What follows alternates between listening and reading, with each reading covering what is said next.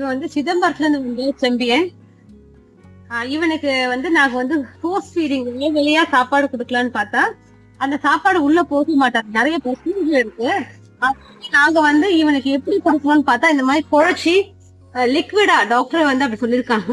அந்த மாதிரி நம்ம வந்து அதாவது ஒரே டைம்ல நிறைய சாப்பாடு கொடுக்காம ஒரு 5 வேளை 2 hours ஒன்ஸ் வந்து நம்ம கொடுத்தோம்னா அவங்க இப்போ வந்து அந்த மாதிரி இவங்க சேர்த்தணும். இல்லைன்னா இவங்களுக்கு டியூப் போட்டு உள்ள வழியா சாப்பிடுறாங்க. அந்த நாங்க இவங்க கஷ்டப்பட விரும்பல.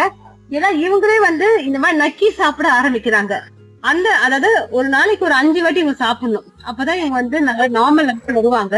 அதனால நாங்க இப்படி ட்ரை பண்ணிட்டு இருக்கோம். ஏன்னா இவங்க கஷ்டப்படுத்த கூடாதுன்றதுக்காக. கண்டிப்பா இவங்க நல்லா ரெடியாகி வருவாங்க நம்பிக்கை இருக்கு. இப்படியே அவங்க நல்லா சாப்பிடுறாங்க.